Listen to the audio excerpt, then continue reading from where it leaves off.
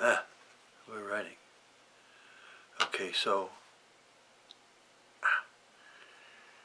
out there in the whatever, but not here,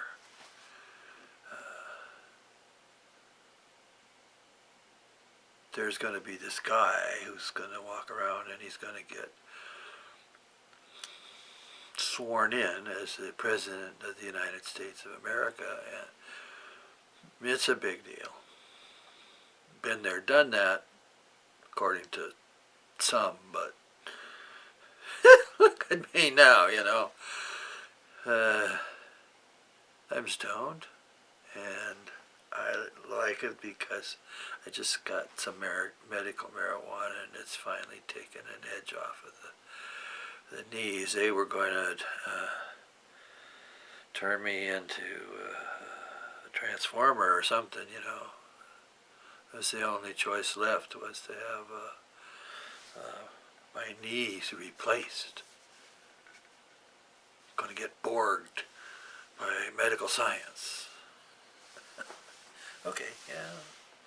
So, what the fuck?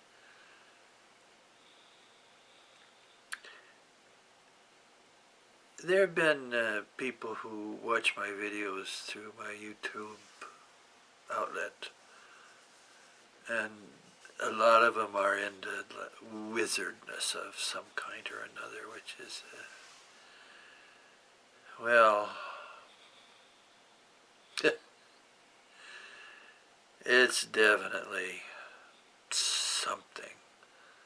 You know, you've got a kid running around with a big lightsaber on a movie and swashbuckling his way across the fantasy universe, and didn't anybody ever think that was a kind of phallic symbol? I know, you know, and Princess Leia, we, you know, been talking about this shit, but is she a virgin? Or, you know, is she that otherness knowing woman thing, you know, the terrorist,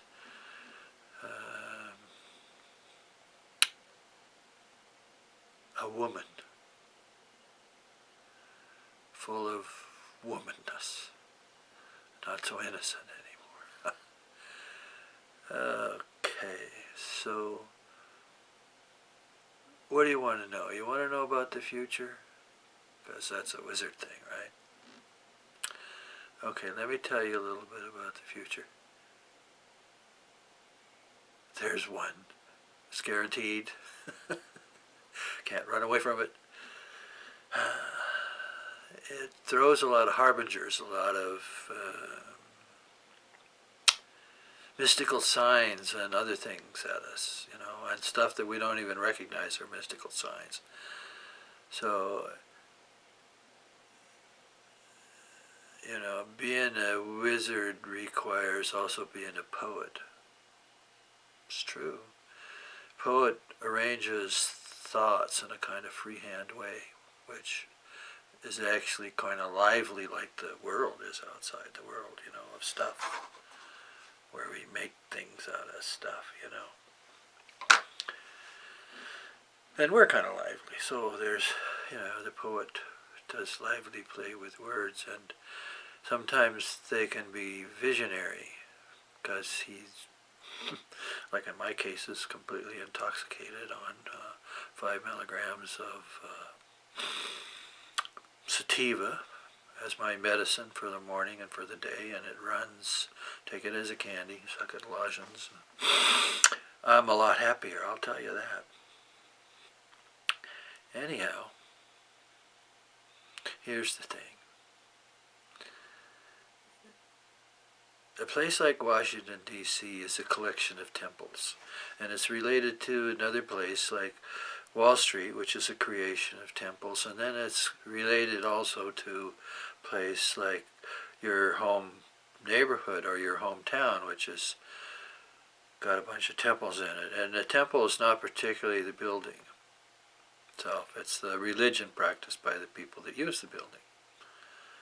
So you have a, massage parlor, McDonald's, bank, and you have subway trains where all these people going to church in different places sip around, and then they end up in the church of, I'm working too much fucking, and I'm fucking too much work, and I'm not getting enough money fucking or work or whatever, and someone says that's life, and you read the bumper sticker, and it says, life sucks and then you die, and nobody seems to realize that that was the first noble truth of the Buddha. You can't get away from the truth. Trump is a kind of truth. Trump trudging toward us with a great deal of outrage, and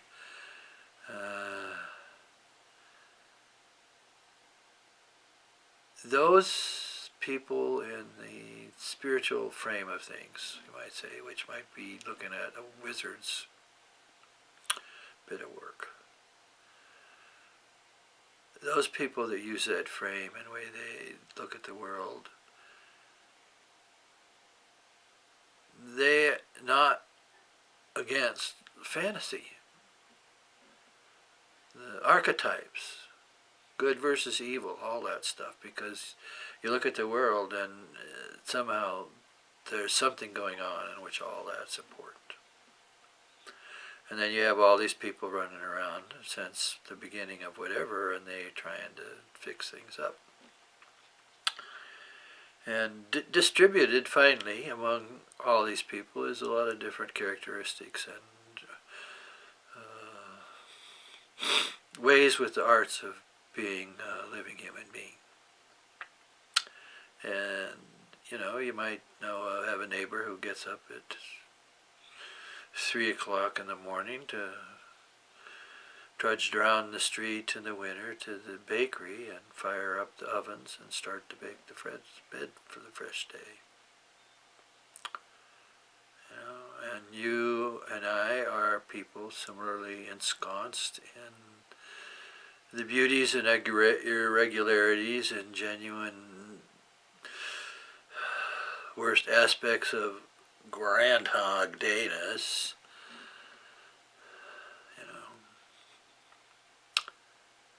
But for all of the downside or upside or abuse or whatever it is that you go through, sometimes impossible to get intoxicated, and that seems to be a thing that people need when everything is so collectively enormously and magnified by the media into the world's worst things that possibly could happen. Let me tell you a little secret, okay?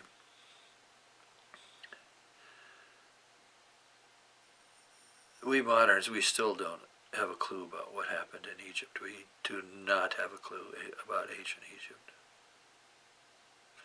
We think about ancient Egypt in terms of our mindset and the ideas that we created when we wrested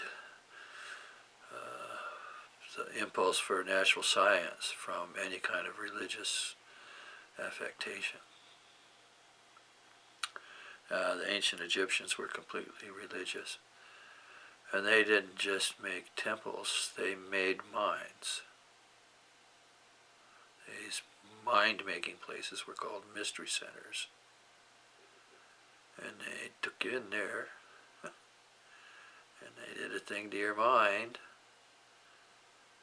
and then you became the dude that figured out the architectural support, weight, and the rest of those problems that makes it possible to build a pyramid of gigantic proportions, not just a straw hut.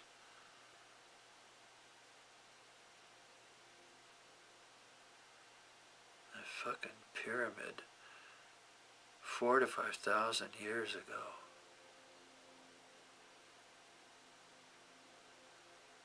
Now there are folk who get something done akin to that these days. We have a Trump Tower that comes from the ego of a certain man, but nowhere did his capacities or abilities, other than as someone who gives orders and has money, contribute to the coming into being of that pyramid temple to Trump.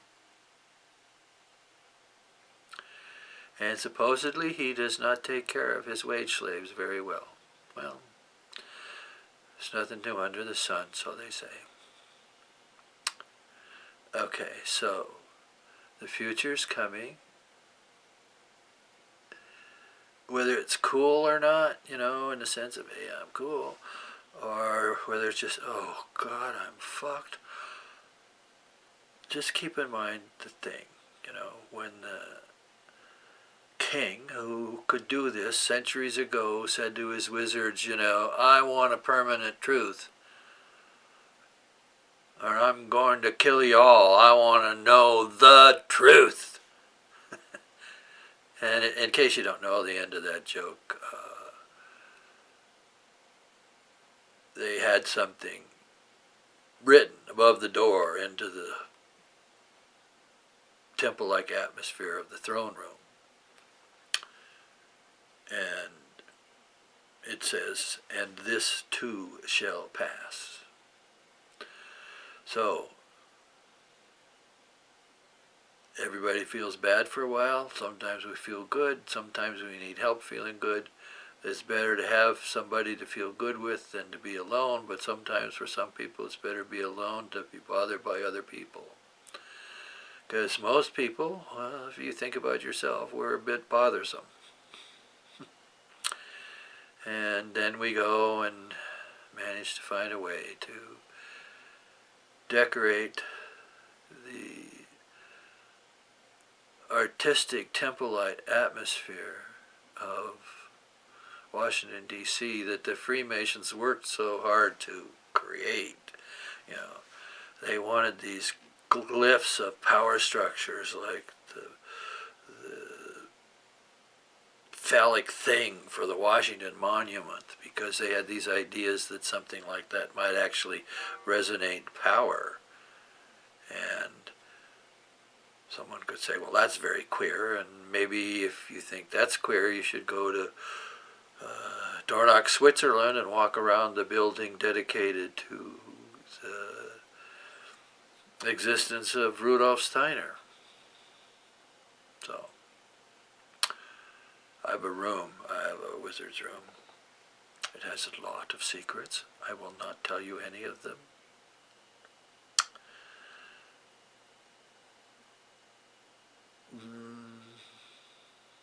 Because if you learn to think for yourself, you will find things in that thinking for yourself place much more delightful than just about anything, except maybe getting stoned and thinking about the other person and naked and all that stuff. Revelry. Can't leave out revelry, even when the king wants to cut off all our heads. This is the wizard. An asshole like Trump needs to have a wizard a few miles north of him saying, I got you in my sight.